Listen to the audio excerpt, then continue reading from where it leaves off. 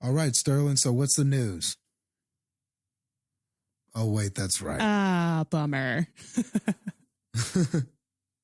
Yeah, unfortunately, Sterling could not be with us today, handling personal issues at this time. So it will just be Heather and I tonight. And we were like, what are we going to discuss? You know, normally Sterling is our news person. He's our news guru. And he's our news guru and he always has something. And this was kind of like, oh man, not going to have him tonight.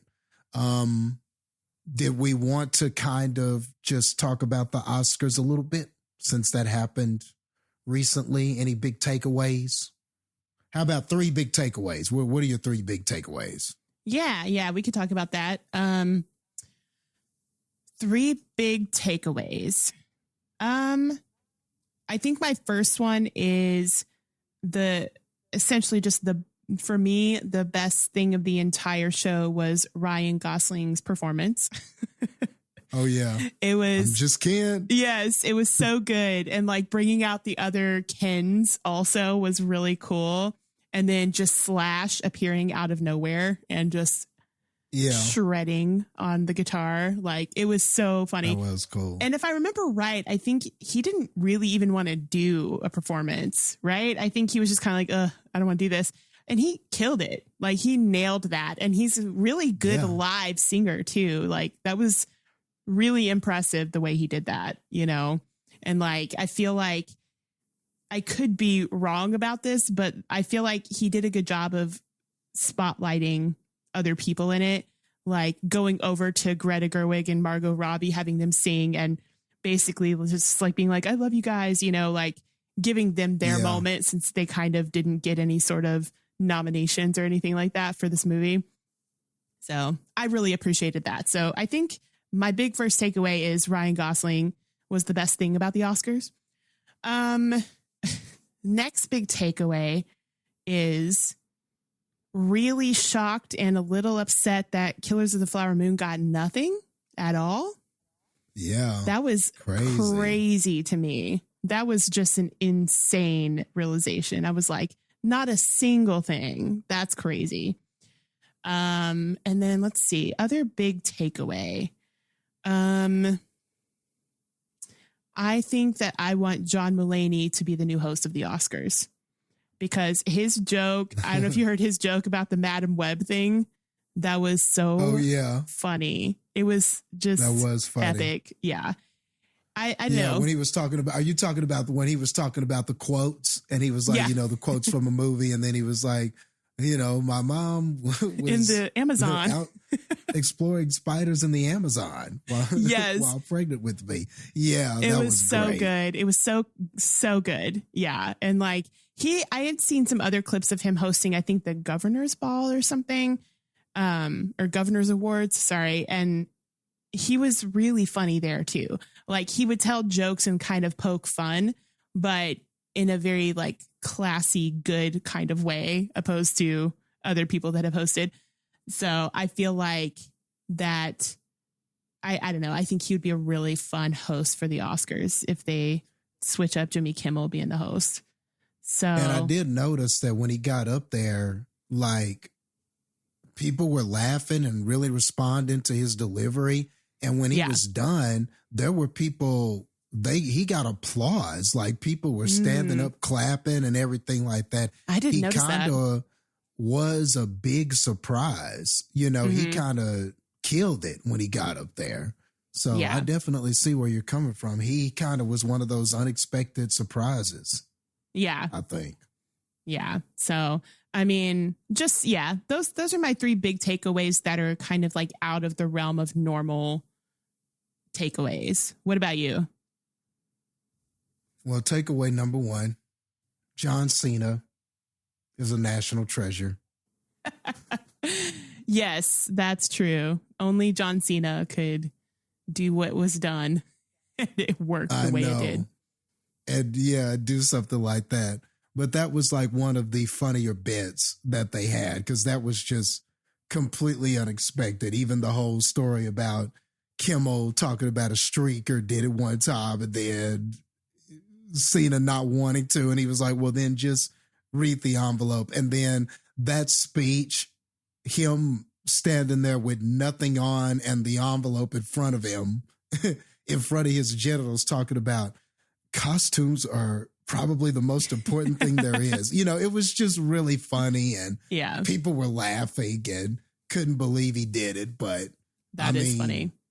Man, you know, you want to talk about being a winner without winning anything. Right. He definitely was a win, I think, for doing that at the Oscars. And it's just kind of a testament to him. He's a very funny person. And I know that the three of us have seen quite a few of his television and movie performances. And we all seem to like him. You know what I mean? We all seem to like him. And I think that this is just another example of, like, not saying that this is an indicator of his potential as an actor or anything, but it does show a willingness and a boldness to, and the fact that he's okay being the butt of a joke sometimes. Yeah. He can take the joke. Yeah. Yeah. He can take the joke. He doesn't always have to take himself so seriously. So I think that was really cool that he was able to do that, you know? Yeah. That was a good moment. That was funny. Yeah. So that was definitely a big takeaway for me. Another thing that they did that I really liked, and I don't know if they did this last year. I think I missed the actual Oscars last year, but what they did for Best Actor and Best Actress, where they had these past winners come up there and say something about each individual nominee and what they liked about them or what makes them unique. Yeah. And this is why you're a nominee. I loved that. Yeah, that was really cool. I absolutely loved that. I thought that was so awesome how they got up there and did that. My only thing is, I would even like to see more of that. You know, I would like to see some directors get up there and talk about the best director nominees or what makes them unique or what I like about. That was really cool. I know you can't do that for every category and every award, but I think for the main ones, they should try to do that. Like continue, maybe actor and actress, I think director, and I think maybe even picture, you could have something like that. You know, if some past picture winners got up there and they talked about how each of these films, this is why it's important, this, that, and the other. You know, that was just really cool to see peers get up there and talk about these current nominees that way. I just thought that was great. Yeah. So that was another, one of my favorite segments was that, definitely. And I think my last takeaway is that I didn't expect Oppenheimer to dominate like it did. I really did not see that coming. Like I knew it was nominated for a lot of awards.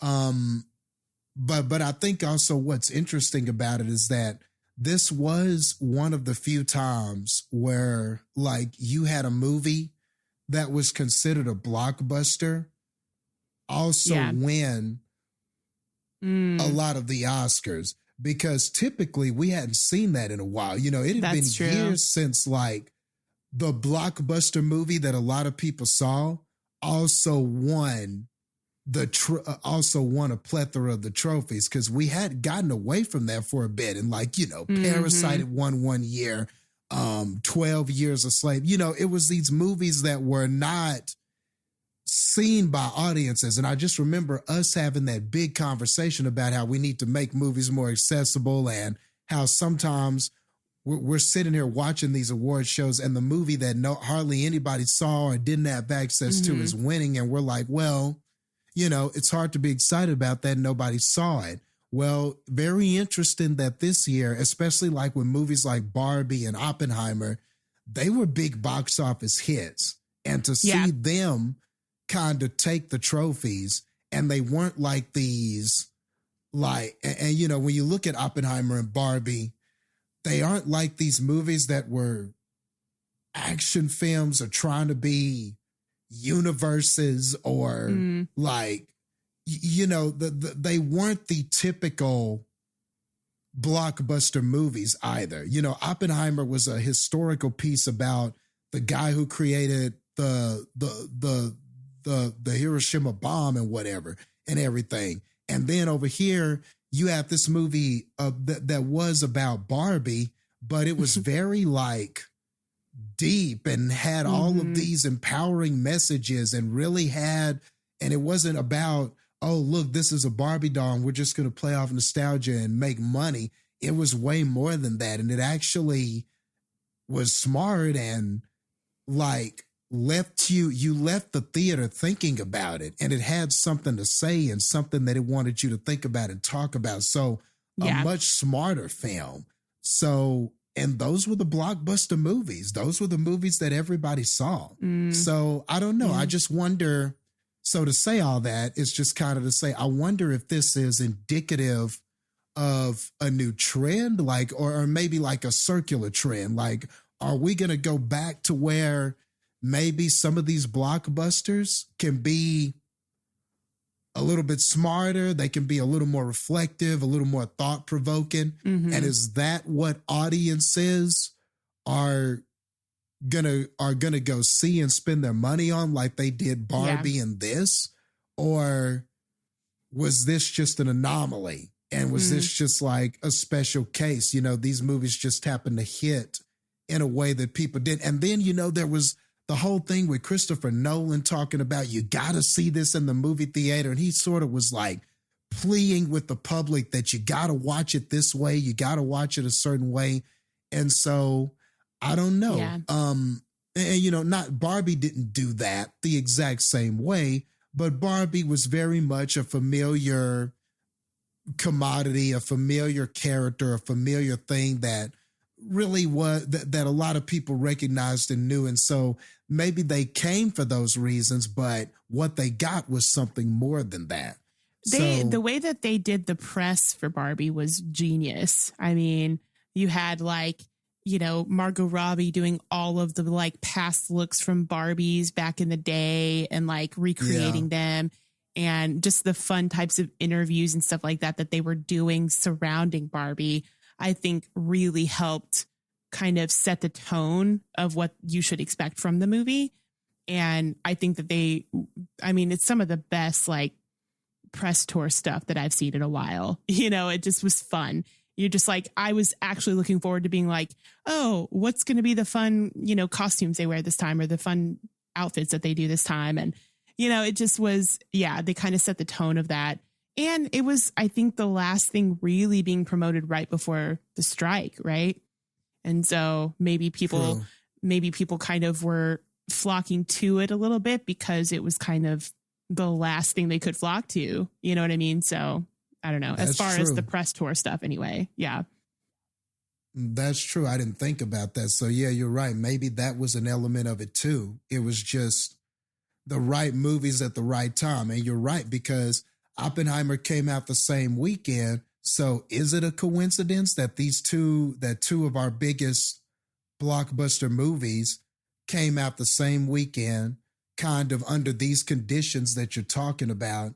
And they were the ones that made the most money, got a lot of the acclaim and things like that. So that's interesting. So like you're saying, maybe it's not a coincidence that it was those two. And then it was just weird, this whole thing about, you know, the internet came up with the term Barbenheimer, and it was kind of a thing. You need to see both of the movies. And I don't know, it was just this weird, it was trendy to watch both of the movies. Exactly. It was like it was a whole moment. Yeah. Yeah. And like, how did that even happen? Like, I'm looking at the movies and it's like serendipity. Oppenheimer and Barbie. Yeah. Yeah. And somehow the concept of Barbenheimer was created, and it was almost like peanut butter and jelly. Like, you got to see them both. Just worked. You have to go to both of them. And somehow it just worked. And I don't know. It's just, and it's weird. It's like, you know, Hollywood's always looking for the latest trend or the newest trend. And that's just so weird. Like, could this be a trend that could be replicated? Or is this just like a special in this year's bubble thing? It was just that special thing that happened with both of these movies. I don't know. Like, but it's crazy to think about, like how there were so many movies that didn't have any financial success. Yeah. And then for just almost the weirdest reasons ever, these two came out the same weekend. Yeah. And both just crushed it. Huge box office numbers. And like you said, I do think that the marketing and stuff like that definitely had to do with it too. Like Barbie had superb marketing. And they went above and beyond. And I guess you could say we saw a trend of that too. Like Megan is another one I think about, where they kind of went above and beyond with the advertising and just having Megan dolls show up at football games and all of this kind of stuff, or having, you know, Megan's in the audience and just looking straight faced and stuff like that at concerts and different things like that. And that sort of paid dividends for that movie. So I don't know. Maybe there are some things that Hollywood can look at this year and go, why did this work? Maybe this could work in another way too. This idea of bundling movies. Is this something that could maybe be something? Is there something to that? Is there something to this bundling thing? But anyway, it really is like, it was the whole experience. I just remember like everybody was excited, you know, it was like, which one are you going to see first? And like, let's dress up and like all, like, it was such a huge thing. And it made me happy because I haven't like seen people that looking forward to movies and going to a movie theater in forever.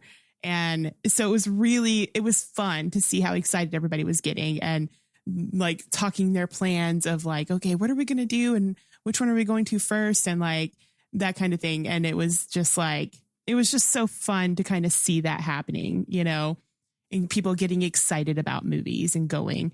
But I mean, and another thing too, like I heard this guy on TikTok was kind of talking about also just the fact that there was just really good competition this year with movies. Like there's just a lot of good performances and good movies and stories and things like that, to where it's like, you know, were people, you know, was anybody robbed of an award, or, you know, people thinking, yeah, this was going to happen, but it's just really a testament to look at the category and look how many amazing people and amazing movies there are in the category, you know? So it was like, you know, one of the years where you feel like, no, this was some stiff competition, you know, and that's a good thing, because I feel like this was like the most, you know, I feel like, I guess, I don't know if I'd say the most fun Oscars in a while, but like unproblematic, I guess I would say. And where you feel like everybody, you know, it's chill. People are enjoying it. And I mean, for the most part, people, with the exception of a few things, just being like, yeah, whatever wins should win, or whatever wins I'm fine with, because they all should win. You know, I feel like there was more of that mentality this year with the Oscars than there has been in a long time. And there's something to be said for that too. So it was just kind of a year of just really good cinema. Yeah. Yeah. And with that, I know we were talking about them making movies and things like that, and the show itself. That was something that I talked about when we had that Oscar conversation, making more of the show itself and other technical awards and stuff like that, making that stuff more accessible. And during the Oscar show, they did have a barcode that you could scan, and you could see the acceptance speeches from these other awards that they gave out. Great. I think they're like Angela Bassett had won something. Like there were some like like kind of like lifetime Oscars. And then there was like, I think one for philanthropy. Like there were a lot of different ones. Yeah. There were a bunch of different ones. And like you could scan the barcode and it would take you to a place where you could see these people and their acceptance speeches and stuff like that. So like so, you know, Angela Bassett wasn't on the main show, but you could scan this and you could see it. So maybe we are going to start getting some of the things we were actually hoping for, you know? Yeah. Why can't a barcode be scanned? And it's like, if you want to see any of these short films, scan this barcode and there's going to be a place you can go and you pay whatever, or maybe you don't pay whatever. Yeah. And you can watch these short films or this, that, and the other. So it felt like there was even an attempt to make some of the other awards more accessible for people to watch if you were interested in seeing these people receive their awards. So I was happy to see that too. Yeah. So no, that's I feel like somehow they've heard the complaints or they've heard the suggestions or something. And, you know, and I'm not saying that like it was the perfect Oscars, but I preferred it over a lot of the other ones more recently. You know what I mean? And like, yeah. And it really was like, I mean, the competition was so strong and it was. I had preferences, but I'm also like, if they win, I get it. If they win, I also get it. Like, it's just, that was this year. You know what I mean? And like, I think the hardest one for me, or the most like, the one that I was like, it feels pretty even across the board, was the supporting actress category. Oh yeah. Especially because like, I love that Divine Joy Randolph one. I love that she won. She was amazing in the holdovers. That was cool. Yeah, but man, she was. If that Danielle Brooks would have won, I would have been super happy about that, because I feel like her performance carried so much of The Color Purple. Like, she was just the life of that movie, I feel like. And, you know, it's just, and everybody was so good. That's who I was rooting for. Yeah. Yeah. And I was rooting for her. Same. But like you said, it was so stacked because all of those supporting America Ferrera was so good. I mean, like she was great in Barbie. Like so that was really stacked. That was a stacked category. Yeah. And like you said, it's kind of like, even though the person I was like silently kind of rooting for didn't win, you still understand. Oh yeah. Yeah. Why this person won. So I can agree with that. It was very stacked. I mean, same for supporting actor too. Cause I mean, you had Mark Ruffalo, you had Robert Downey Jr., who I knew was going to win, and I'm fine with it because he was great. Yeah. And you had Sterling K. Brown. I mean, come on. Like, this is an insane stacked category of people. And I mean, obviously the best actor, best actress, same thing. It's like, cool. Like, honestly, I get it for all of them. So yeah, it makes sense. It's just, it was that year for me, at least, of like, it's pretty, you know, you don't feel like you're like, well, to be fair, there are some of the categories are like movies or performances that I'm like, I still don't know what this is. And I haven't heard of this until Oscar season. Like, there was a few of that, but for the most part, I'm just sitting here like, I understand. I understand this year more than most. So, yeah. And some awards, like some of those, like, I guess you could say the lower level, are kind of like the ones that are not as important, like those individual ones.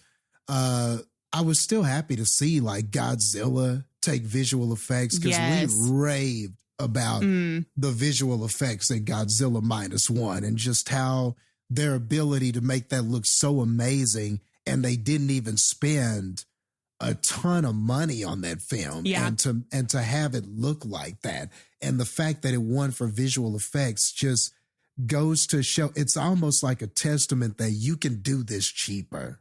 Like there's got to be a way to do this cheaper so that these movies can start to get the return on investment in some ways. But I think that Godzilla -1 winning that is a great testament to that.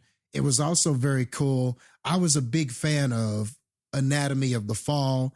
I don't know if you got around to seeing that. Unfortunately, that's the only one I have not been able to see yet. Okay. Yeah. Okay. And Sterling thought it was good. He thought he was more, it's good, not great. I thought it was great. But either way, we both liked the film. And so I was happy to see that win, like, original screenplay, and then, or was it adapted? Maybe that was the adapted screenplay. And then, American Fiction. Yes, American Fiction won original screenplay. Yeah. So I was glad that those two movies, because we raved about the American Fiction screenplay and how good it was and the lines and everything like that. So I'm glad that that got some love in that category. I mean, I still feel like, I don't know, that honestly, I still consider that the best or my favorite movie of all of the ones in that category. To be fair, I loved Barbie, absolutely loved Barbie, but if we're talking about like a movie that I just feel like everybody should hear about it and it should get every award ever, American Fiction is that movie for me. Like it was so amazing in just like the best ways, the most unexpected ways. But don't get me wrong, I loved Barbie. That'll always be a tops for me. But yeah, as far as Oscar and awards go, like, yeah, American Fiction should have got a lot more than it did. I feel you on that. Yes. There'll be a part 2 of Oscar talk. So we'll get around to more of that, next week too. But yeah, it was so new. Like it was literally, 2 days ago. So it's fresh on the mind. We had to talk about some of it, but had to. Yes. Had to. But now, kind of speaking of, we're going to be talking about an Oscar nominated movie. So I guess, yes, look at those perfect segues. Like Sterling's kind of, teaching us the ways.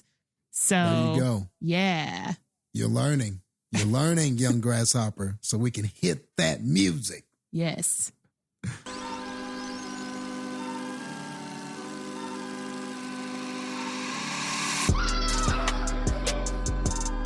Somebody will listen to me.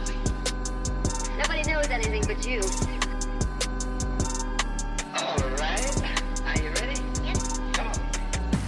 Cinema Slayers.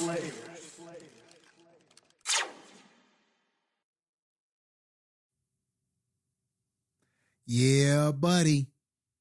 It's your boy, the living proof, professional wrestler extraordinaire, Jastin Taylor, and I am joined by the first lady of Cinema Slayers, Heather.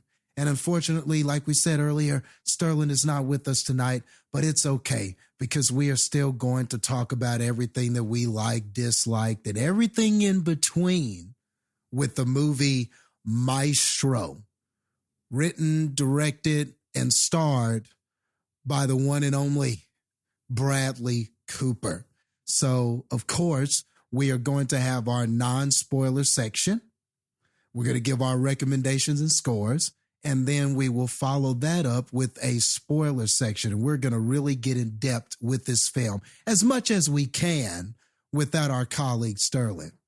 So, with that being said, Heather, what are your non-spoiler thoughts about this here Maestro? Maestro. Being honest, it was definitely the movie that I knew least about of the like Oscar nominated and whatever movies. And honestly, like even I'll be honest, like the first 10 minutes into this movie and I was kind of having negative feelings. I was kind of like, this is kind of boring already. Like, no offense. It just kind of was. I don't know. But it's also, again, kind of speaking to what we said earlier, like you got a stacked list of great movies that you're up against. So I feel like maybe because of just the other ones I had experienced and some that I had seen even more like previously that were more recent that I'd seen. It just wasn't the best start for me to the film. But I do have to say that I did unexpectedly change my tune about it a little bit as it went on. I do think that it did get a little bit more, it got more interesting. And I do think that the direction and like the cinematography and the way things look is really good. You know, it's a really, really beautiful movie, and performances are really good too. You know, it just kind of suffers, unfortunately, from that thing of, and it is kind of like, it is supposed to be like a biopic type of movie, but I do also feel like its big struggle is mostly like, what is the movie trying to say? You know what I mean? Like, it doesn't really have a specific thing it's trying to say, even with the subject matter, which can be really deep and really, you know, personal and very profound. You know, you just feel like there would be a little bit more of like a straightforward or, you know, point to what they're trying to say with this film and with this guy's life. So yeah, I really feel like that might be why I wouldn't call this like a great movie in any sort of way.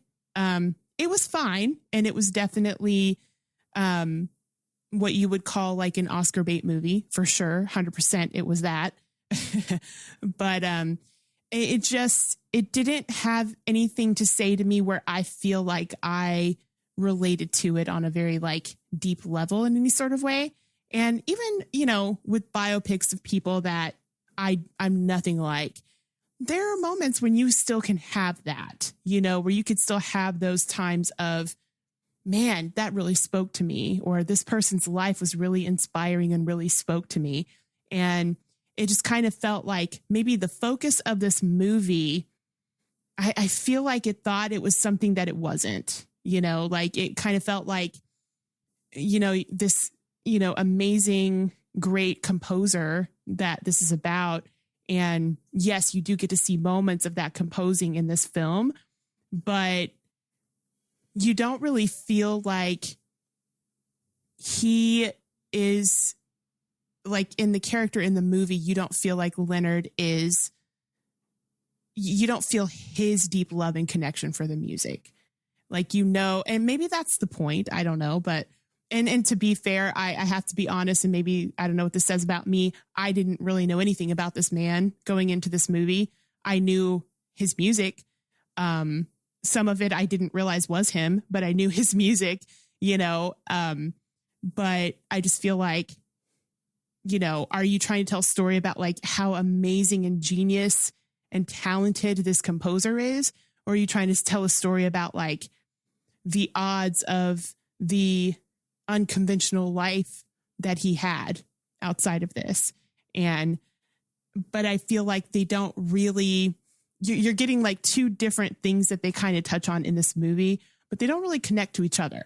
You know, it's not like this thing is making his music, you know, you don't feel like they're saying like it's making the music better because of this thing going on in his life, and the struggles he's going through is what's filtering through to his beautiful music that he's composing. And not to say that that wasn't what was happening, but that's not really what we get in the movie, in my opinion. Like, I don't really feel like I saw that really in the movie. So I don't know. I feel like it's kind of missing the mark in having an actual like through line point to it. And that's really probably its biggest sort of downfall. I think that maybe, you know, Bradley Cooper is a really good actor, and I think he's a really good director with the few movies of his I've seen that he directed. But I feel like he, maybe the vision that he had for what this is got a little bit lost in the mix of what it became, which is unfortunate. But at the same time, it's still better than a lot of movies I have seen. You know, I'm not saying it's like a bad movie. I'm just kind of saying that it's just a movie. You know, it has good moments. It has great performances, but it's it's just a movie that doesn't feel like it has any actual direction to it, as far as the story is trying to tell, which is probably a little bit of a disservice to Leonard Bernstein. Bernstein, is that how you say it? Bernstein. So I think it was Bernstein. Yeah. Leonard. Oh, I'm right. Lenny B. Yeah, Lenny B. There we go. Lenny B. Oh, forgive us for not knowing. I know he's so famous and wonderful in music, but the last name, I struggle with remembering how to say it. But either way, yeah, I just feel like that's a little bit of a disservice to him too, if that's the case with how this movie went, because, you know, he is apparently somebody that needs to have, you know, he deserves to have a well-told story about his life and his work and everything there in between.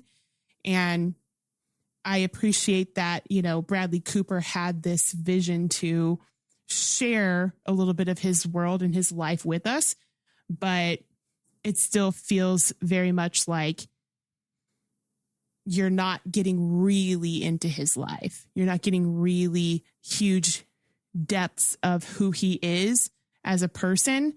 You're getting the depths of relationships in his life and who he is in relation to those other people.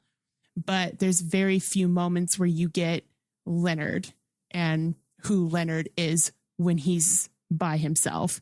And to be fair, I do think that kind of was a little bit of the point of the movie too. Like, as much as he talks in the movie about how much he loves people and, you know, wants to be around people and is a people person and things like that. But you also know through certain events throughout this movie, like a lot of him just being around people is because he doesn't want to be by himself and he doesn't want to be with his own thoughts and his own feelings and things like that. And that is a very deep feeling. And that can be a relatable feeling for a lot of people. Yeah. I kind of just wish they would have explored that a little bit more, because it feels like you would have had a bigger connection with Leonard as a character if they would have allowed you to explore a little bit more of that. But they do have some good moments in the movie. I loved Carey Mulligan in this. I'll be honest, she was kind of the biggest surprise for me. I have no issues with her in general as an actress. I think she's really good. But I think just what she brought to this role was far beyond what I was expecting from this role. And I think she really nailed it. And I actually think that there's moments where she outshines Bradley Cooper. And, you know, maybe that's just a testament to how talented she is too, which is another unfortunate thing about this whole, just the mega talent we have stacked in the like categories for Best Actress, because she was just kind of buried in there. And I'm just like, in any other scenario or probably any other year, this would have been a lot more talked about performance probably. But you have like extra crazy caliber of acting in that category this year. So it's unfortunate that she kind of got a little bit buried and not seen, which, to be fair, I think this movie in general was not as seen as a lot of the other movies talked about. But it's just, it's no knock on her, because I actually think that she shines the brightest in this movie above anybody else. So, you know, justice for Carey Mulligan, I guess, in this movie, because she's so great. And again, Bradley Cooper is really good in it too.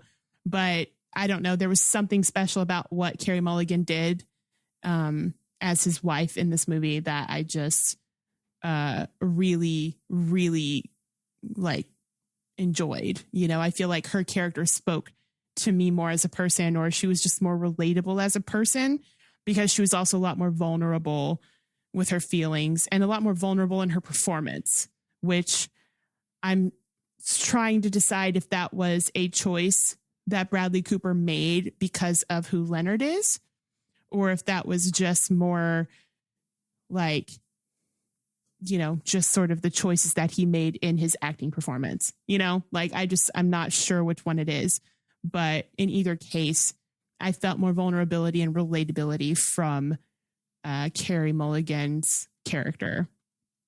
But overall, it's a pretty good movie.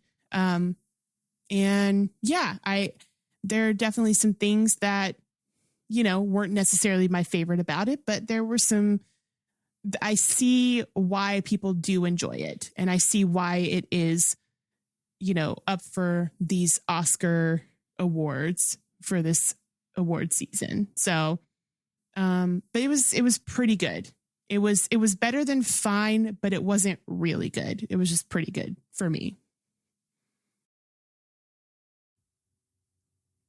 Yeah, I'm definitely with some of the things that you said. I do think that the movie does have that checklist of Oscar baity type of scenes. You've got black and white artistic scenes. You've got the fact that this is a period piece, so we're kind of going back in time. So, of course, costumes and what you could do with lighting and stuff like that is definitely in there. There are times where it goes almost randomly. It goes stage play type of scenes where stuff is happening and people are dancing and stuff like that. But it never really establishes that as an identity. It just kind of happens in some scenes and then it's just done.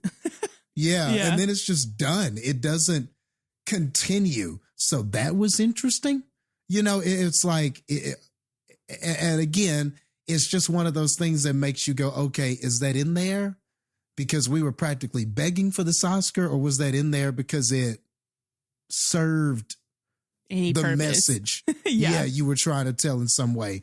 And what you said about this movie struggles with what it was trying to say, oh man, I think that's gospel. Like that when it comes to this film, that to me encapsulates what the problem is with this film.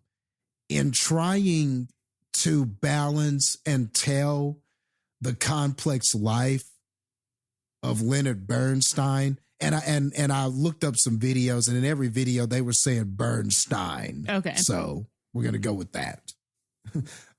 We could either that or we're wrong with every other video I saw.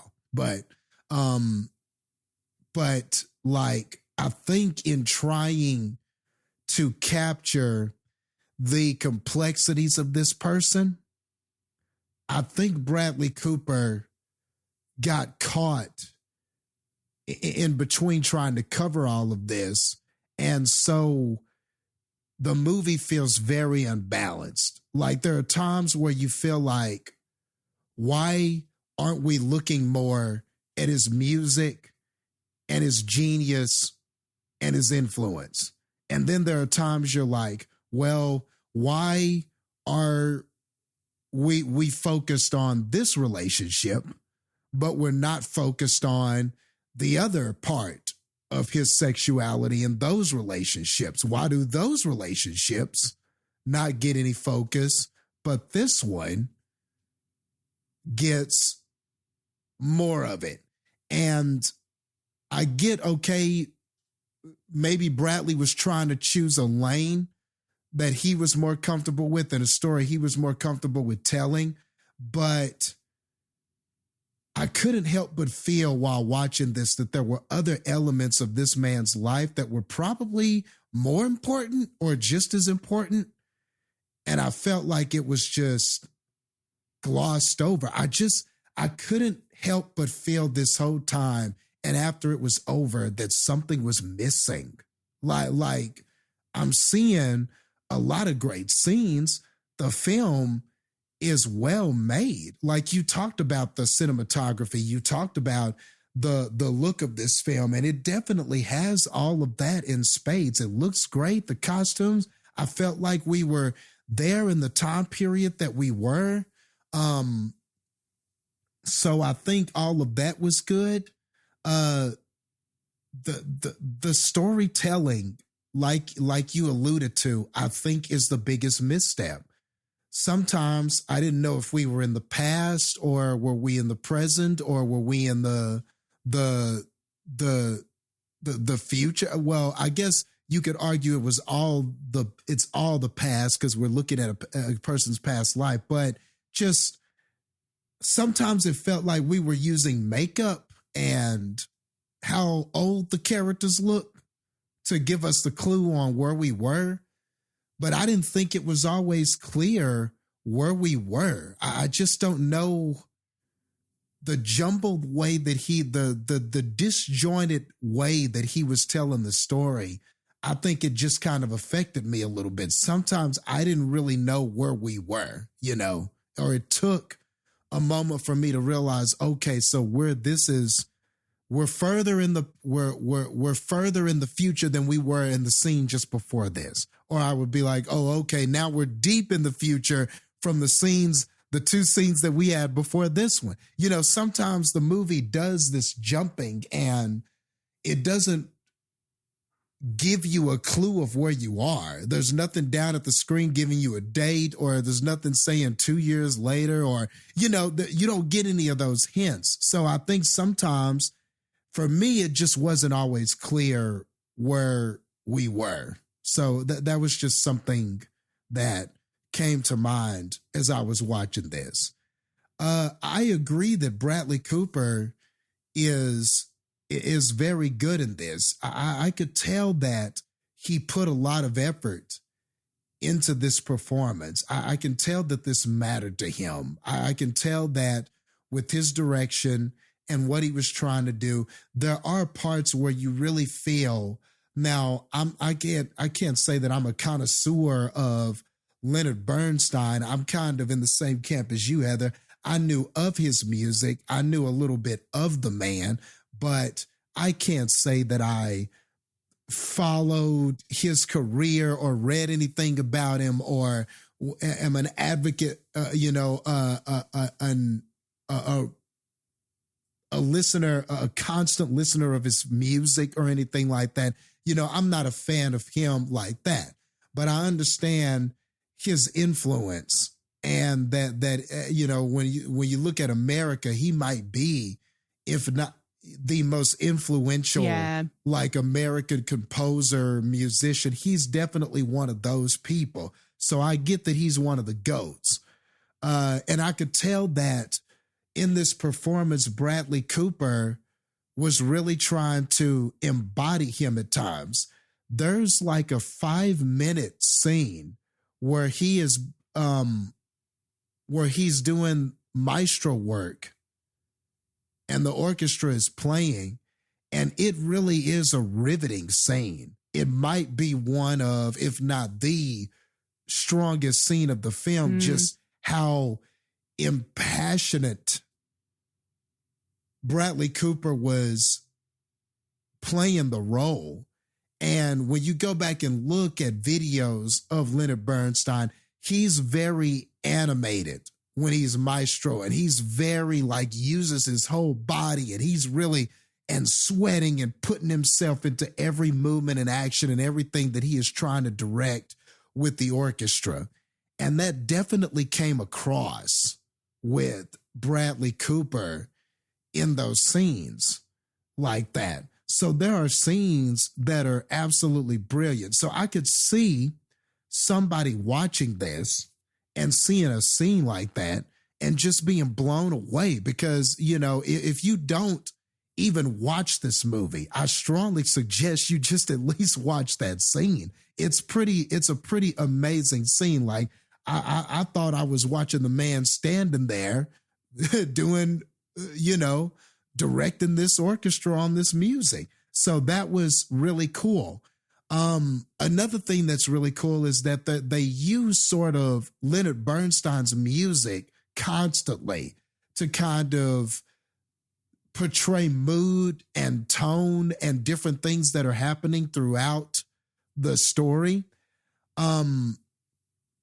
Unfortunately, I just don't know if the movie was concerned enough about us really getting to know Leonard the person. Just like you were saying, I struggled to understand why this music was important for certain scenes. If I had known what inspired the music, or if there was a bit in there, a scene where he was, making music and it was explaining what he was feeling and why he wrote the song this way, then maybe when the song is playing, I would have more appreciation for it or understand it a little bit more. But you're hearing this playlist of songs and I can't fully connect like I felt like I should have been able to with some of the music that was in here. So I'm glad it was in here, but I question its effectiveness with the storytelling or maybe lack thereof, and what we were doing scene to scene. So that's a hard place for me. And I also agree with you about Carey Mulligan.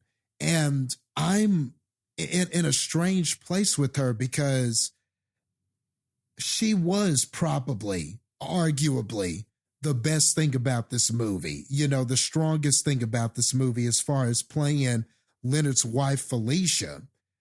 But I can't help but think, should she have been? I mean, this is a movie about this man and his influence and his genius and everything like that. Where was all of that? I mean, I just felt like I should have, I don't know. I felt like I should have got more of that. I get that, that Leonard's wife, Felicia, was very influential in his life, that she definitely mattered. He definitely loved her, and they sort of had a very unique marriage and a unique connection. And you do get the sense in this movie that she is very important to him and is sometimes the glue that is holding him together. So I get all of that. But I question if the focus should have been her. I just, I couldn't help but walk away from this and question, is this the lens that we should have been looking at this from? Because essentially, and this is just what I found out, after watching the movie and everything, because I felt some things. So then I had to kind of do a little more research and just, see what other people were saying, see what other people thought about Leonard Bernstein. And Leonard Bernstein was very much he was a gay man. He was queer, but he was married. And a lot of that, and a lot of his queerness was closeted just because of the times and things like that, and just how he would have been received and things like that. So he had his reasons for sometimes concealing that part of his life. You don't, in this, however, always get the sense of the concealment or the pressure to conceal, or how maybe he was struggling with that part of his life, or because that's who he really was. And so I felt like I understood more of Carey Mulligan's character. I understood more of Felicia's struggle with his sexuality more than I did his struggle with his sexuality and society and everything like that. And that feels like a sin to me, because he was the man who was queer. So. Yeah. And the interesting thing is to, like, reading about, like, the synopsis of this movie and everything, it's being seen, or it's being promoted as like a love story, and the love story between this man and his wife and their lifelong, romance and all of that, which is fine. But I feel like, I don't know. I feel like that you still should be getting a little bit more of insight into Leonard, even if it is a love story. Like, I feel like, sure, like, is his love influencing his music? Is his struggle to conceal who he is influencing his music? Like, like, how did he get to where he is with his music? And, all of these things, when yeah, you feel like you get a little bit more of like, yeah, what Felicia's going through, and you get a little bit more of, you know, her progression as a person than you do Leonard as a person, really, you know? Yeah. And if this was called, you know, the wife of the maestro or something like that, then, you know, fair game. And sometimes it can be a fascinating thing to explore the woman sort of behind the genius, or the woman behind the man, or whatever. Or, and I'm not just saying that's just partial to, or that's like only women. Sometimes it's a famous woman, and you're kind of, and it's you kind of discovering who was this man that was behind this woman who was iconic or whatever. You know, that story can be fascinating too. This partner that was there and had to deal with this person and all of that kind of stuff. That can be a fascinating story too. But we'll just be as delicately about this as I can. And I'm not saying that this is an indictment on Bradley Cooper, but I can only express just how I felt watching this. But I felt like we got this story through this lens because Bradley Cooper is straight. So this feels like the best story of this person that he could tell, giving his limitations about understanding who this person was. Yeah. Yeah. That's a good way to put it. Yeah. Okay. I'm glad, because I don't want to say anything wrong or make it feel like I hope that. Yeah, because it's one of those where, like, he's going to be on the outside of that because, you know, it's not his personal experience, which is, you know, in a sense, you understand, like, you know, they're giving a performance, and so they find a way to connect and all of these things, right? But as being somebody who that is on the outside of, you think, like, is that the only thing that they wanted their story to be? You know what I mean? And like, and it's kind of like, you know, something that I know we were talking about a little bit kind of like offline about the actor Coleman Domingo, and, you know, just his incredible work and everything he's done. And he's got to be one of like the better actors of our time right now. Like, he's phenomenal in everything he does. And he happens to be a gay man, you know, and he's been married for many years now and all these things. But it's like, it's one of those where, you know, everything that he does and like who he is, it's like, he's not defining himself only by the fact that he is a gay man in Hollywood that's an actor. You know, he's just kind of like, I happen to be gay, but I love acting and I'm very good at it. Like, you know what I mean? It's like, he's a whole person apart from that. And I feel like if you don't relate to that aspect, sometimes it can feel like, oh, we want to only emphasize that piece of it because, you know, that's, you know what I mean? Like, that's the thing that maybe because they don't relate to it, they feel like they need to focus more on it to feel like they're going to relate to it more. You know what I mean? Something like that.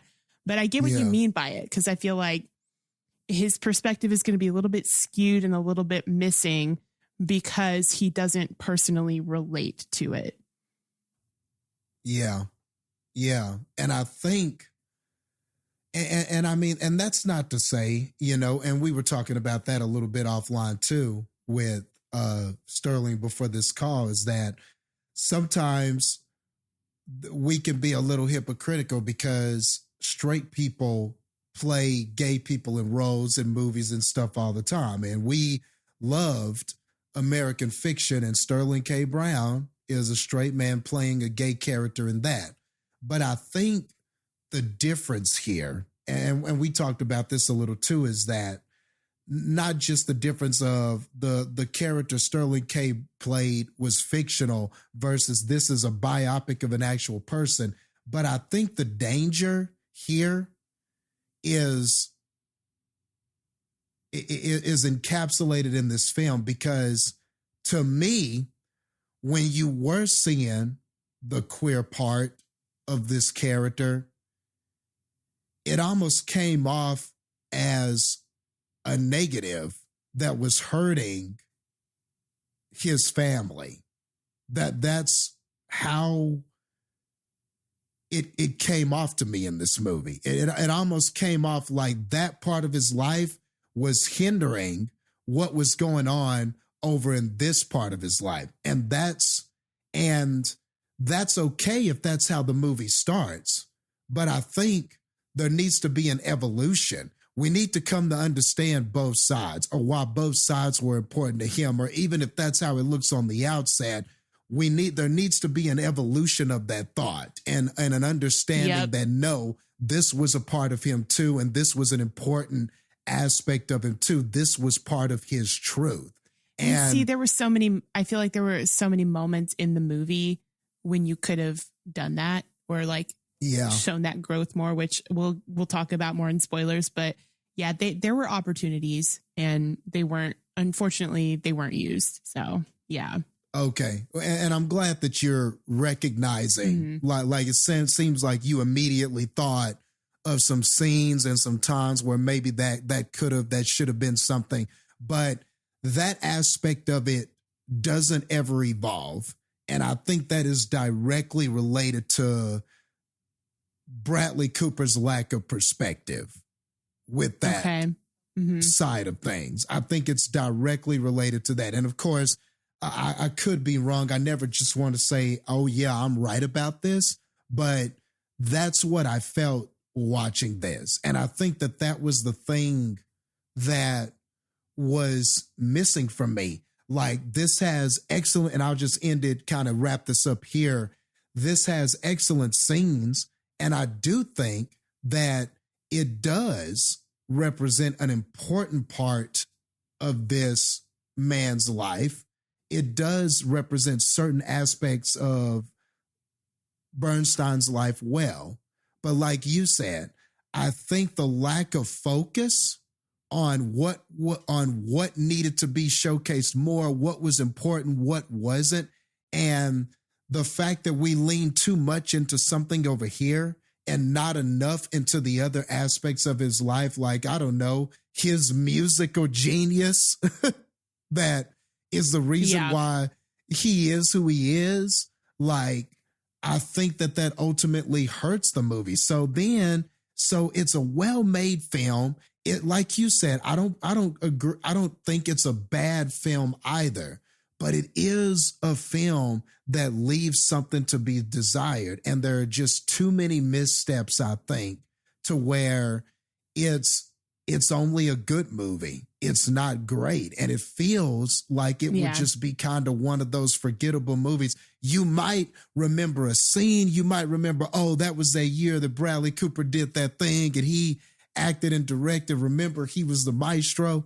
But I just don't know what lasting power or impact this will have. I don't know if this is going to be one of those biopics that's revered in time as one of the best ones. I just think like it has too many misses to be great, but it's not a bad film. It's too well made to be bad, to be considered bad.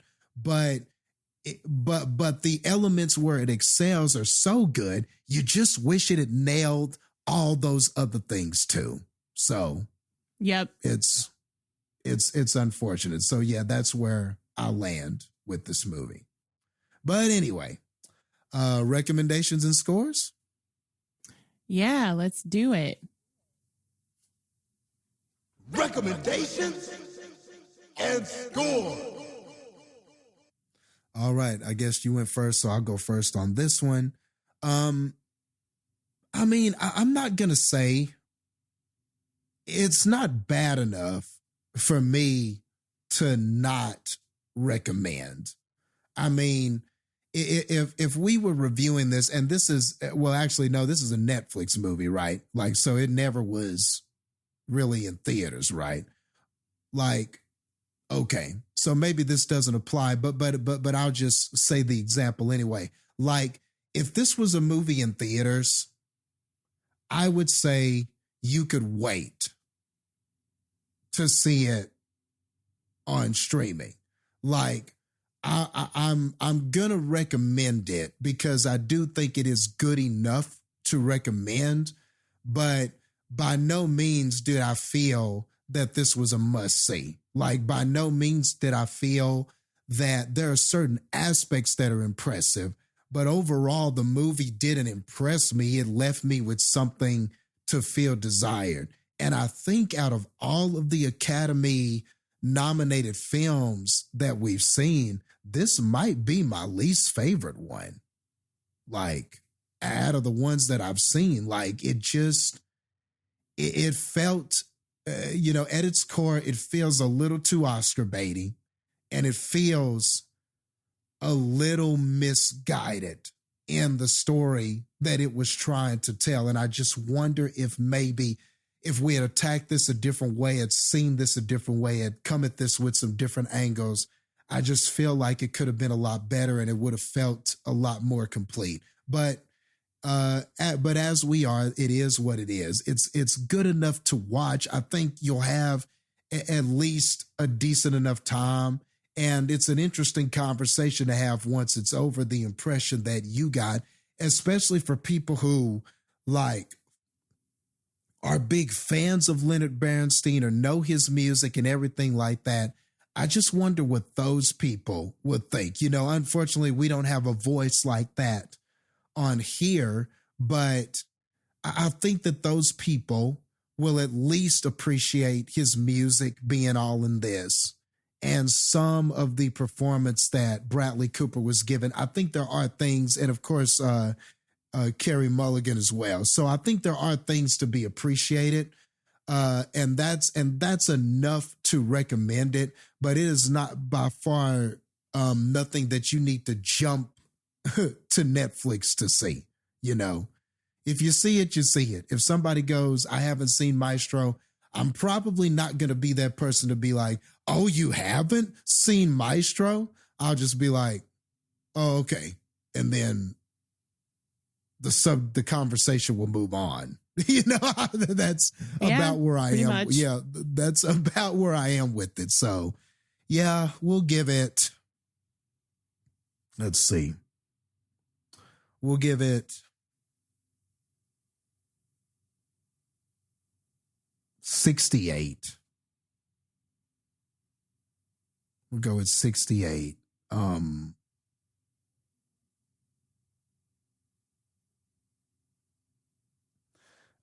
68, I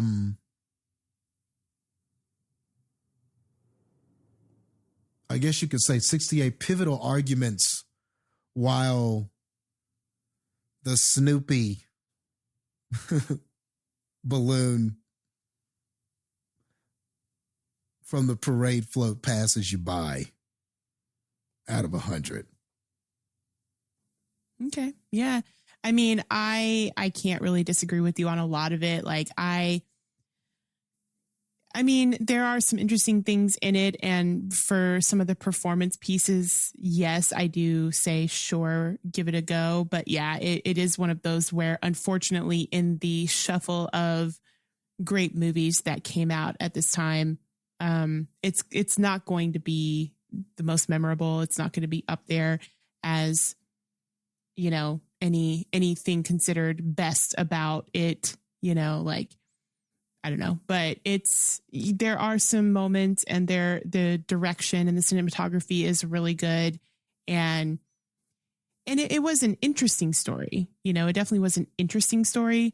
But again, I just feel like we're not getting direction of like where they wanted to go with the story or what the purpose of the story was for, because if it was supposed to be the love story aspect of it and not focusing on the music aspect of it, then I feel like they still should be showing, fleshed out pieces of Maestro, like, our main character here. And we don't really get to see that. We get to see pieces of him and like the parts of him that he wants us to see, which again, I don't know if that's a choice of Bradley Cooper wanting us to only see certain parts of it, or if that's something that he was doing because he feels like, oh, I'm doing this just as much as Leonard Bernstein would do it. So that's why I'm only showing and giving so much of myself as far as what I'll let you see.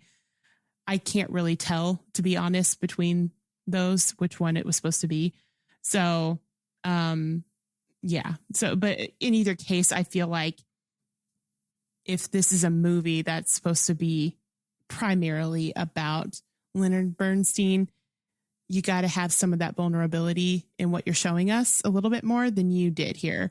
And yeah, kind of like certain things that I feel like would have been bigger struggles considering, you know, his circumstance and considering just, you know, what was happening in his relationships and things like that. I feel like just kind of the moments of feeling like they just kind of breeze over it, or they kind of make it seem like from Leonard's perspective that it's not that big of a deal, when I feel like if those things aren't actually that big of a deal, why are they important enough to make this movie primarily about those things? You know what I mean? But if it is like, I don't know, it just feels like they needed to tell us why they were giving us the story they were giving us.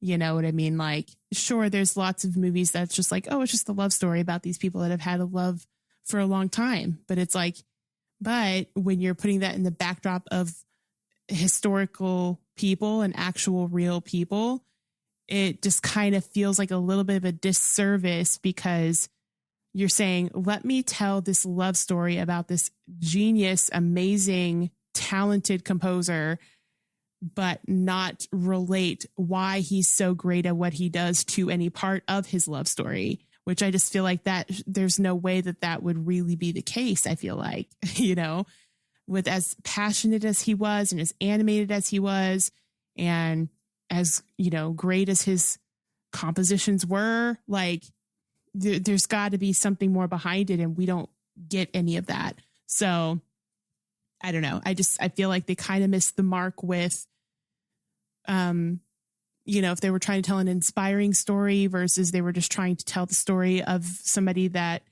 you know, people don't know much about him. So let's tell the story. But yeah, it feels like the perspective given on Leonard Bernstein in this movie was a bit diluted in the lack of being able to personally relate, I guess. But maybe that's just, yeah, maybe that's being harsh, but I feel like, especially like you said, if that's what you were feeling from the performance, as good as his performance was, if that's what you're feeling, like, I feel like that means something's missing here. Like, just there's a disconnect with something in this movie.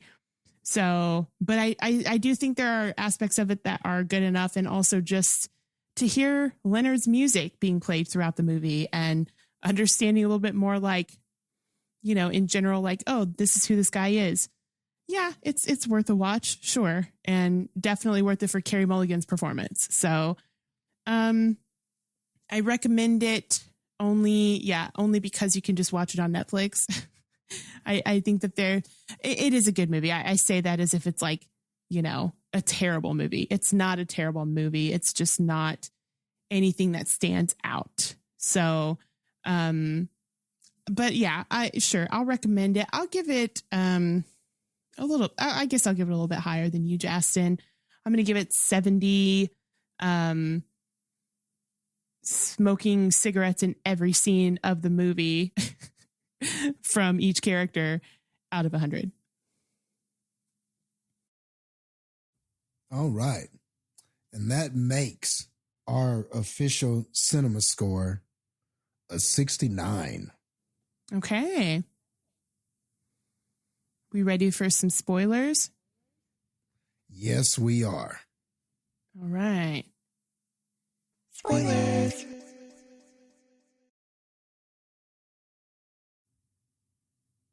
All right. Who went first? I did, didn't I? Okay. We'll let you start with your spoilers.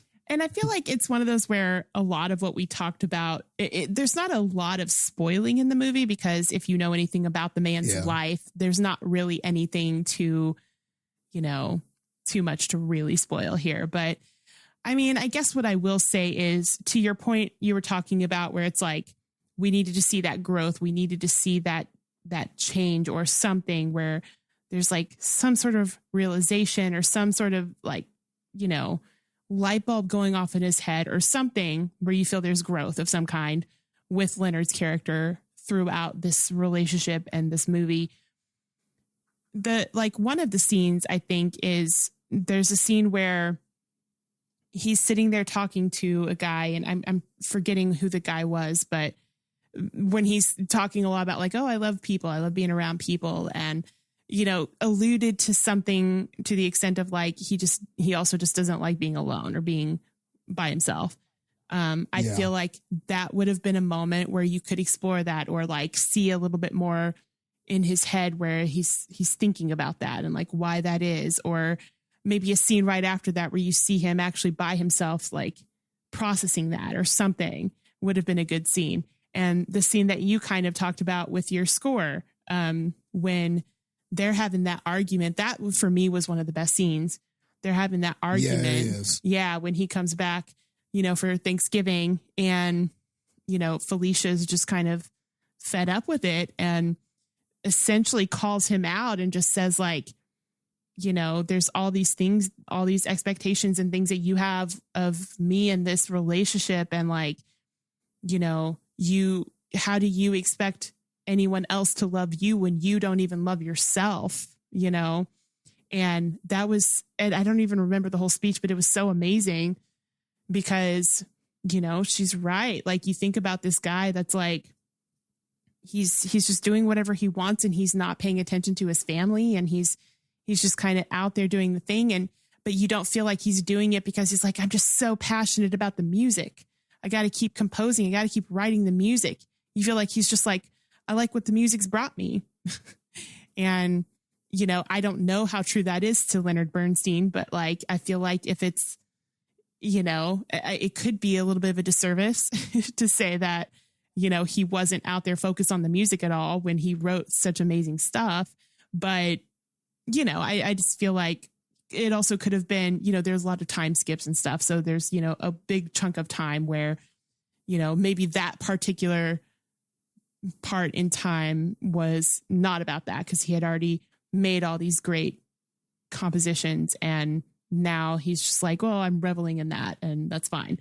But we don't really get that explanation if that's what that was. So yeah, I totally agree. Like it's just that whole thing of, you understand why Felicia's upset with him. You understand where she's coming from, and he's having these affairs and everything, but we don't understand why.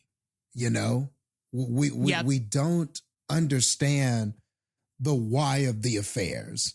And therefore, because we never understand the why, there's never a chance for it to evolve or to have a realization or to say something about it, exactly like you were talking about. We just don't know why. Like, we know he's gay. We know that he likes men, but we don't explore that at all. Yeah. And so unfortunately, the movie sort of treads that dangerous line where it's like, it almost positions the queer part of him as the part that is hurting his family. Every time we see him being queer, we also see Felicia catching or reacting or being upset by, or him, anytime the queer aspects of his life come into play, he's concealing from somebody, or he's not telling his daughter the truth, or he's not, and so as an audience member, you can't help but associate that to something negative. The way that it's portrayed in the film, because every time we saw it, it felt like it was negatively impacting Felicia or other family members. And I don't like that. Something feels icky about that. Instead of it being sort of this thing, and another part of it is that Felicia does arrive to a point to where she is more accepting and understanding of that other side of him, because she was there for it and she knew about it and had to experience it. I just wish we could have had some concept or understanding of that side of him. The relationships with the men and everything, they just seem like these flings, or him just, you know, at a party, liquor fueled, and like, oh man, you're beautiful. Let me get you over here where nobody is and kiss you real quick. Or like whenever they're I guess on holiday or something, or they were away at that house, and he brings one of the lovers over, and they're having that conversation, and he's like, well, I thought, you know, our daughter liked him, and she's like, really we though? need to And pretend he's at like, this point. yeah, really though. And he's like, well, okay, well, I'm not saying that that's why I brought him, but yeah, I just thought that maybe, you know, and he's like dancing around it and everything. Yeah. And all of that is fine. But to me, it paints that side of him as a negative. And maybe, and like I said, maybe you could do that at the beginning. Maybe at the beginning and on into the middle, you could do that and you could have that perspective of it. But at some point, we need to see the other side of that. We need to understand that this was part of his truth too, that this was a real part of him too, and that there were some men that he cared about, and those relationships mattered to him too, and also contributed to his musical style, because he's so complex and all these complex thoughts and feelings and emotions. And I just wish we had gotten a sense of that. And then maybe I would have understood more about the nature of his music, or how he arrived to this, or why he had this inner struggle. Like he taught, like that quote at the beginning was, or not the quote at the very, very beginning. I don't remember that word for word, but earlier in the film when Bradley Cooper is just talking and he's like, there are these two sides to you. And he was like, the outer part of me, there's the entertainer outer part of me. And then there is sort of this inner part of me where you're kind of by yourself trying to make this music and everything like that. So it's almost like the movie establishes this outer me versus this inner me. We never really got a sense of the inner him. All we got was the outer him, the charismatic, the outgoing. I love everybody. Okay, I'm over here with my wife. Okay, I'm over here with this guy. We got plenty of the outer, but the inner, there were parts where he would go, I'm so sad right now and I don't know why. Well, let's dive into that more. What's that about? Did he ever figure it out? Did he ever come to a conclusion on that? Or was it just eternally frustrating that he couldn't figure that out? Was it contributed to this sort of fact that he had to hide the fact that he was gay? And that sort of was what he had to hide. And really, he just wanted to be more free, or, you know, he wanted to just not have to hide that. You know, and maybe that plays into the relationship with his wife, because maybe they got to a point to where he didn't have to hide that from her. Maybe that's why his relationship to her is so important, because she was the one person that understood seemingly both sides of him, but we didn't. It felt like the wife did, and the wife had to deal with it in her own way and come to that realization in her own way.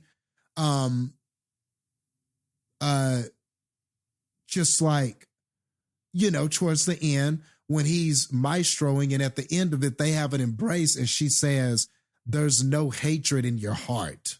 Like, you don't hate. Like, you don't do these things out of spite or because you're hating, or it was like her understanding you do this because you are you.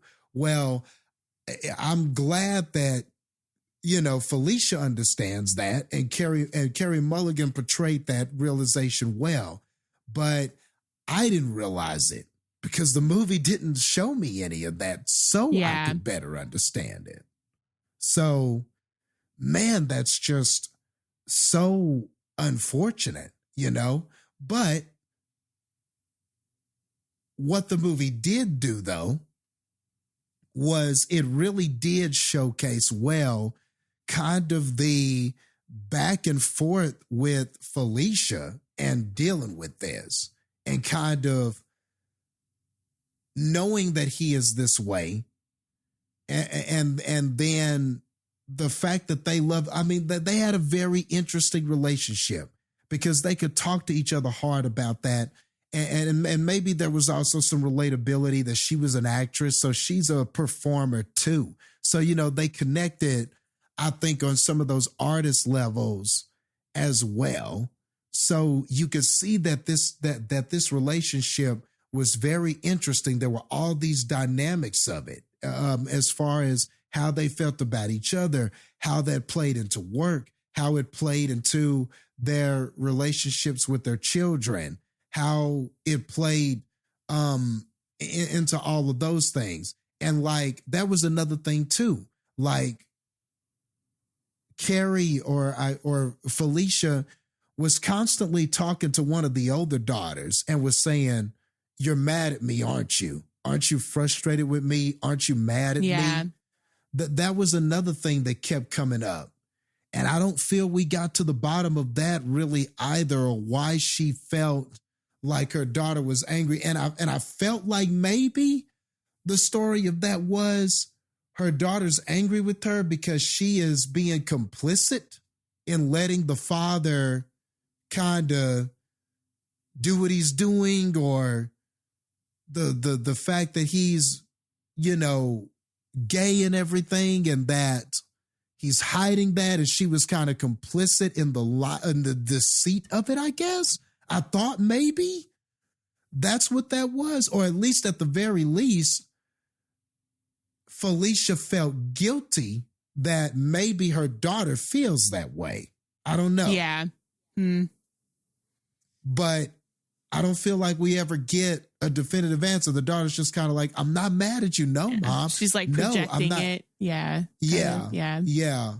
And so I don't know if we really came to understand that. It felt like it just kind of took a back seat whenever Felicia discovers that she has cancer.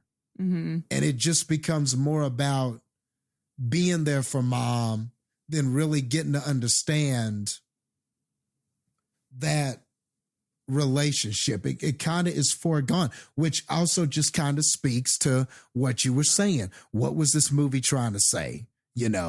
Just some of the things with the direction, like he just left a lot of stuff out there. Mm-hmm. And it's like, well, wait, why did we plant these seeds, Bradley Cooper, and not? Right. They just didn't seem to grow into much of anything. Yeah. I mean, and I feel like a little bit more towards the end, you kind of start seeing more of like, oh, their love is just so special, regardless of anything else they've been through. And you do see that a lot more towards the end of it. But it's just unfortunate that it's kind of taking the end for that point to really kind of be made. You know what I mean? Yeah. Yeah. And so it's almost like you make that point at the end, but it's almost like you don't feel it was developed enough. Yeah. To fully feel like it was earned. Like you feel like some of it is coming from a genuine place, because on all accounts, he did love Felicia. He definitely loved his wife, and in the biopics and everything, there definitely was a love, and they had a very, a very unique, interesting relationship, but they did love each other. Mm-hmm. So I'm glad that the movie had that message in the end, and that shined through. I just wish it felt a little more. I just wish I had the other side so that I could understand his struggle more and why he arrived to the similar place that she did in the end. I understood why she arrived there, not so much him. It just, I just don't really think that I got that. I already talked about that 5-minute Maestro scene and everything, so no need for me to revisit that. But I'll just say it again, man. What a magnificent, fantastic scene that was. Yeah, that's just one of those. That was just really breathtaking. But like I alluded to, shifting gears to some of the other scenes, there were times where there were just these like artistic scenes, and I didn't understand artistically what Cooper was trying to say. So it's interesting. Like there were these times where it was very artsy and black and white and everything, and I just don't know if any of that served the movie. And so some of it, while some of it looked cool, the cinematography is good, we raved about that, but the direction of some of these things just left something to be desired. And even though it was great hearing his music, I just wanted to know more about his methods, how he developed it, how he derived it, just the exact things that you talked about. Man, that was missing in this. Just what inspired this music or how he would go about. I mean, there are only a few scenes I can remember where he was sitting there writing music. And as he's writing it, you're hearing a musician perform it. And those were cool scenes, like where he's writing and you can hear the do, re, mi. You can hear it as he's writing it. So you can kind of follow along on the writing on the song sheet. That was cool. That was another scene that was kind of cool. And it was cool visually. And that definitely was showcasing an aspect of the music, but we didn't really get into why that was significant, or why is that the way he processes? Is that like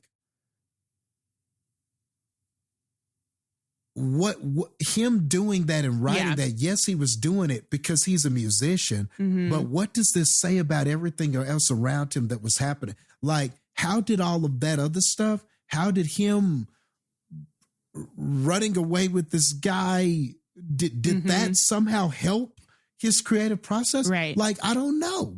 And the fact that they don't really touch on the whole drug and alcohol aspect of it. You know what I mean? It's like, true. The focus is solely on like, it's his hidden, sexuality that is causing all the problems with the family being distant with each other, when it's like, he was also doing drugs and he was just out all the time and just also never home. And that is also a big part of why there was a lot of family struggles, and they touch on it a little bit, but they do kind of disguise it or hide it in the mix of like, oh, because he was out partying with the guys that weren't his wife who's at home, it's kind of like all of it clumped together in one thing. But yeah. So, yeah. And I just wish that there was some way of saying, look, this is a part of his life too. It's not that he can just stop doing this, or he's out doing this because he doesn't like himself or anything like that. It would have been nice to have just gotten an understanding of that part of his life and to understand why that was significant to him too. And if we could have done a deep dive, like there are several scenes where he's meeting several different guys, but it felt like there was an opportunity with the one, was that Matt Bomer? Was that the one that he was bringing to the house and everything? It felt like a missed opportunity where maybe that was a deeper relationship. He was bringing that guy to the house. There was the one time when they were sitting there listening to a show and listening to to some of his music, or they were listening to a show inspired by his music. And and, Felicia looks over and they're both they both got their hands clasped with each other, and they're just kind of there holding hands, enjoying that moment. Well, and it feels like the only thing the scene was used for was to show Felicia's struggle with this and her walking off angry and being like, all right, screw this. And then I think, is that when she put the pillows and the sandals on the outside of the room or whatever? Dang, that should have been my score. 68 pillows and sandals outside of your apartment. And door. I think Matt Bomer was the one at the very beginning, though, that I guess when like their kids were young and he's like going out and meeting them and says to the kid, like, I've slept with both of your parents or whatever it is he says. Oh, that was Matt Bomer. I'm trying to remember the name of the guy that they brought home, but because he was with him throughout the whole movie. I know what you mean though. Like, yeah, because it's like they're also very like, you kind of see, it feels like a lot of the like men that he was with had a similar look to them anyway. You know what I mean? So I get it. Yeah. But I don't know. I just feel like they just don't, I don't know. Like, I appreciate how they do portray Leonard in this very, like, he's a very friendly, very personable guy, because I totally believe that. And I think that was an aspect of Bradley's performance that was really good, is showing just how friendly and how he's just very good with people and loved being around people. I think that was the best thing that he did in his performance, was showing that part of it. And even showing those sides of him where he's just like, because you do see the moments where, yes, they kind of brush off the severity of like how he might be feeling and struggling on the inside. But you do feel like there's those moments of like, he's just like, I don't want to deal with it. Like, I don't want to talk about it, kind of thing. Like, even when Felicia is addressing him about it and saying like, listen, you need to love yourself. And he's like, yeah, okay, whatever. Like, kind of that mentality of like, I don't want to talk about this, and he does that aspect of it very well and disguises it in like, but I'm a people person. So I'll deal with it later. I've got to, entertain people. So that aspect was done really well, I think, but I still think you could have done it that well, but still had scenes where you do see progression and growth about, fleshing out Leonard's character, of seeing internally into him more. Yeah. And you definitely get a sense of how charismatic Leonard must have been. You could see that people just sort of gravitated to him. Anytime they did do a party scene like that, he's just walking around, talking to everybody, very personable, so you could definitely see that aspect of him. And some of the better scenes are just scenes where he and Felicia are enjoying each other and just having conversations and joking back and forth about something. They seem to have this good, they had good banter back and forth and inside jokes, and there was some good full circle moments with that too. Like whenever we're at the beginning of the movie and they're sitting back to back and she's like, I got to feel your aura. We got to feel each other, and you need to predict this number that I'm guessing, and this whole thing about being able to connect with each other almost on a spiritual level or something where I can understand the number. And I'm glad that, and that was really cool. That was actually a genuine moment when they come back to that scene. That was really good. And he's sitting there with her and he basically says the same thing that she says. You're going to guess this number, and then she is sitting there laughing about it, reminiscing on that moment they had and the fact that he remembered that and that was important to him too. So like there were some, genuine scenes where they were doing so well.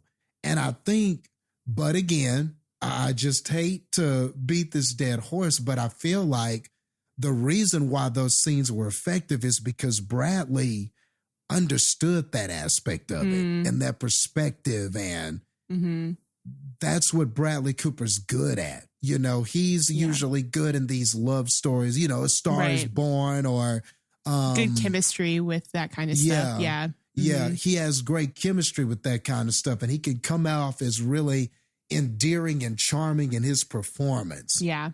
And it felt like, I mean, I hate to use the word fear, but it just felt like there was a hesitancy because like this guy that we're talking about that was there throughout the movie, that was at the house and at the performance and there and stuff like that. Why was that relationship significant? Why didn't we get to understand how much that person meant to He was Leonard? around for years, it seemed like, according to the time skips. Yeah, he was around for a long ass time. And we just never really got to understand that. And I think if we did, then whenever we come back, when we get to the ending and everything, and the fact that we understand Felicia, we understand him, then we understand the understanding that they both arrived to, I feel like it would have just made that so much stronger. And then I think if you delved into that aspect of his life, it would have also helped to maybe explain the sort of kind of tumultuous nature of his music and how he came up with this music, and kind of his music is very energetic and intense and everything like that. And maybe that's a byproduct of how he loved. Maybe he loved intensely. And that's where some of that comes from. That passion comes from for his music. But this movie never tried to bridge that gap between his life and his music. It felt like the music was over here and what we're doing with the wife and the life and stuff is over here. Yeah. And they don't intersect really as much. Not in a cohesive way. It always just felt like it was an add-on. Like it was just like, oh, here he is writing some music. By the way, I'm a composer. Yeah. Yeah. And I feel like it kind of maybe should have been a little bit the other way around, but I guess if they're telling more of the love story, that's why. But yeah, and maybe I'm not giving this movie enough credit because I'm like, well, what if the point of not diving into why these guys were important is because maybe they weren't really as important. Like maybe it was just more like, I just am physically attracted to these men and this is the desire that I have for them, you know, and they're okay with this lifestyle because of course back then it was a lot more taboo, you know what I mean? And it was a lot more had to be kept secret, and maybe this one guy was just somebody who was okay with that for longer and okay with that for, you know, whatever it was. And maybe the point is, you know, I never loved these guys. I loved my wife this entire time, but my, you know, physical and sexual desire was for these men that I had around. But my love and devotion for having a family and a life is still with Felicia. Maybe that's what they were doing. However, if that is what they were doing, they really should have stuck that point a little bit more, because they really they didn't drive that home enough, you know, because again, at the end, we see these scenes and these moments where it's like, you know, you do see very much throughout the movie how much he does love Felicia, you know, but you just don't, it just feels like, you know, we had this rough patch, but now we're good, you know, like it feels like, even though we're seeing, at least from Felicia's side, that that's not all there was to it. But from the aspect of Leonard, you feel like that's just kind of how he saw it for a while. You know what I mean? Because we don't get enough into Leonard's backstory or Leonard's inner feelings or inner monologue, if you will. And I think that's like something that one of the reasons that I loved Carey Mulligan's performance so much is like she was doing a lot of acting without even saying much. Like there were moments, especially in the latter part of it when, you know, she's really sick and everything like that. And of course, you know, they age her up with the makeup, but like you just kind of see the pain on her face and the agony in her face and the sadness and the, you know, grieving herself of like this life that she's losing. And she's saying all that with just her face. Like, and that's part of why her performance was so incredible to me, you know, and what we're missing from Leonard, even though he does a lot of that too, moments where you see how he feels, but what we were missing is we get these really good monologues from Felicia that give us insight into her. Like when she's having lunch with Leonard's sister, you know, and she's just kind of like, you know, who's really the one that's being selfish? Who's really the one that's been hiding stuff? Like I pretended to be okay with this when I'm not okay with it. And I feel like I'm the reason that this hasn't worked out. And, you know, I had this expectation that it wouldn't matter and that I could, you know, be okay not being loved that way. And really it's kind of tearing me apart. So it's, you know, you kind of get a lot about what her mindset is and just sort of who she is as a person, just based off of conversations like that she's having throughout the movie, you know, and even when she's sitting down earlier in the movie with the sister and saying like, you know, it's not hurting anybody. And, you know, if I'm fine with it, like why cause him any further struggles or pain, you know, like I'm fine with it, you know, it is what it is kind of mentality. And these are just sort of like her feelings as she's going through this relationship with him, but we don't get his side of that. And we needed that side of it to feel like he was a full, complete character. And that's kind of where there's like that disconnect of you put all this effort into showing us how Felicia felt about a lot of stuff. But with Leonard, it's still just this very surface level. You get hints of how he might feel, but he's just so surface level because he just wants to be this positive guy all the time. But if you're telling the story about like his love story and his life, you need to have the character go deeper in the movie. So that's really what that big disconnect is for me.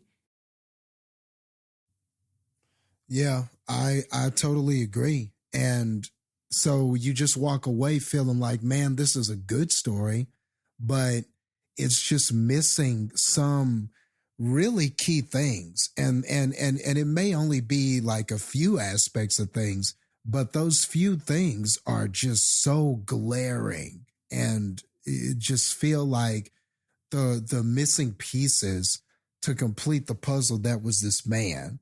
And maybe not all of it is on just Bradley's limitations as a straight person playing a gay person. But I think, too, some of it was just the decision to frame this story this way. I think that by nature of what it was, you got one of the performances of a lifetime out of Carey Mulligan.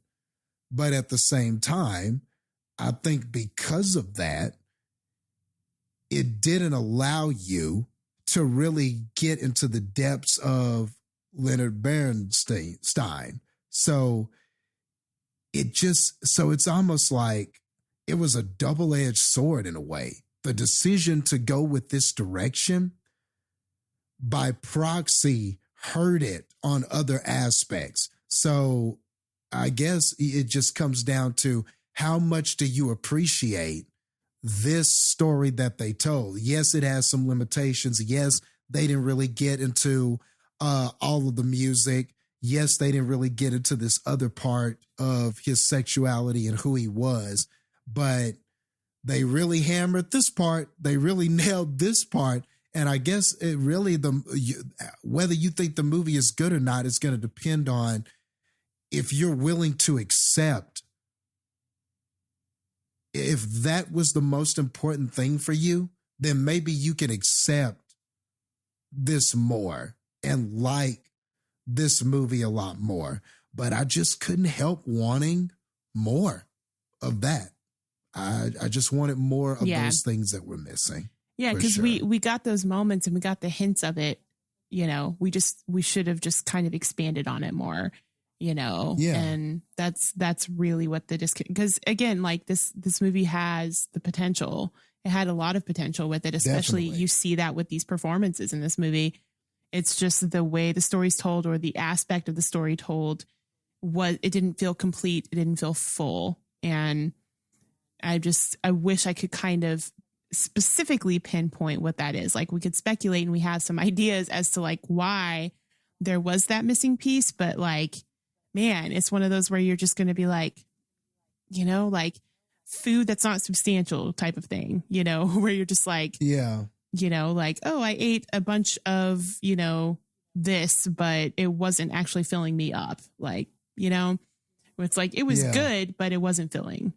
So, I totally get that. Or it's almost like when you're admiring pictures of someone that you don't really know, like the pictures look great. It all looks like the people in the photos are having a magnificent time. And, you can sit there and guess maybe what their lives are like, or the smiling woman in the photo and all this stuff. But the truth is, you don't know what's behind the photo. You don't know what those people are. You don't know what that person's actually feeling. Like, you see the smile, you like it, you're intrigued by it, but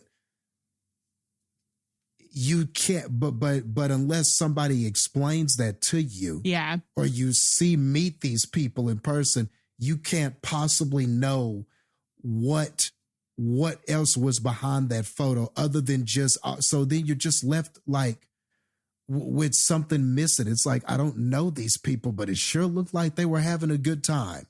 Yeah. And I don't know, it feels that's how this kind of feels. It's like, well, I didn't really get to find out about how he, I could see somebody like getting to the end of this and going, well, I really didn't get to find out much about how he constructed his music or this other part of his life that he was that he was hiding, but it was a part of himself. And, I really didn't get to understand, Leonard the man. Right. But boy, was he, but it seemed like he was a great musician that had a lot of struggles in his life. I just feel like somebody, like looking at a picture, you just have a general idea based on what you're seeing of this picture, but you really don't have those full answers that you need to really understand how this picture was created. And that's what this sort of feels like. Yeah, it's like if there was like a social media based movie about Leonard Bernstein.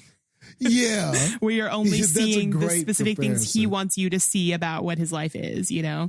Yeah. Yeah. 100%.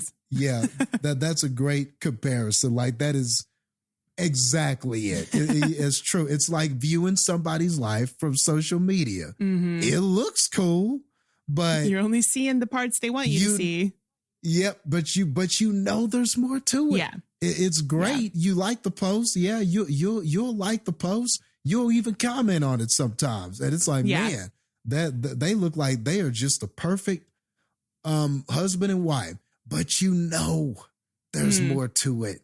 There's something missing. That there has to be more aspects of this than just all smiles and look what we're eating today and look at us in our perfect marriage. You just feel it in your gut. There's more to this.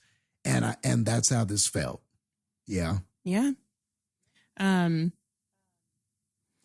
feel like, pretty much that's, do you have anything else? That's pretty much all I had. It's just like one of those movies that you want to like it and you want to appreciate the things they did right and the things they did well, but it's just never going to be a complete movie, in my opinion, No, you're absolutely right. And I don't know. I don't think we can get any higher than that. I think that was just a great analogy and a great way to wrap this up. Wrap up what this movie was. Man, I would love to hear what Sterling's perspective is on this movie. We'll have to catch up with him on it. Yeah, for sure. That's why I told him, man, I really wish you had watched this one and we got to be on here because there's definitely a conversation to be had about it. So I wonder if he winds up feeling some of the same things we did. Yeah. And here's a segue, Sterling. Speaking of how you felt, Cinefans, tell us how you feel. Tell us how you felt about this here Maestro. We want to hear from you. We want to know, did you like this movie? Do you agree or do you disagree with us? What do you think? Let us know. Comment if you're watching this on YouTube once it's up. Comment on YouTube. We always try to do our best to comment back whenever we get comments on YouTube or on any of our social media platforms. So please do that. We want to be here. We are here for the conversation. We do not only like to hear ourselves talk. We want to hear other people and what other people think as well, because that is what movies are all about. Yeah. So with that being said, and I can not wrap this up as well as Sterling can, but I'll just say thank you for listening or watching this episode of the Cinema Slayers podcast. Please remember you can catch us on Facebook, Cinema Slayers Podcast, Cinema_Slayers on Instagram and X, right? Is it _Slayers on X also? Yep. Yeah. So Cinema_Slayers on those two. We've also are on Threads. We are on TikTok, Cinema Slayers. We also have the, what was the movie thing where the movie file where you put how many movies Letterboxd. you've watched? Yes. Letterboxd. Yep. I can't forget that. Sterling wouldn't let me forget that. There is a Cinema Slayers Letterboxd. So you could even hit us up on there. So please catch us on all of these platforms and let us know what you think about how we're doing. And with that, man, I'm trying to remember the line about the mothers and what they love. Tell your friends, tell your mothers, tell your friends' mothers, something like that. Yeah, tell your friends, tell your family, tell your friends, tell your mothers and your mothers' mothers, because mothers love. Mothers love Leonard Bernstein's music. Because why not? Okay. Because why not? Why not? Shout out his music. I also would have accepted Carey Mulligan's acting because she absolutely killed it in this movie. I'm glad it wasn't just me that thought that. I was like, she's so good in this and like just buried under the other nominees this year. But I get it. It's just, she was the shining light of this movie for sure. Cool. And don't forget, we are pro slut. You are Knuff. We pro Sydney. Pro Sydney. Justice for Chris. Justice for Chris. Pro naked. Yeah, pro naked. Got to represent the tenders. And no all that time good for stuff. Burger King. And remember, according to me, Moon Knight. Yeah. Is a freaking Best Picture winner. I hate you, Sterling. I like that you actually said the right movie this time, though, when you were trying to quote the wrong movie. Yeah, the wrong movie. All right, here we go.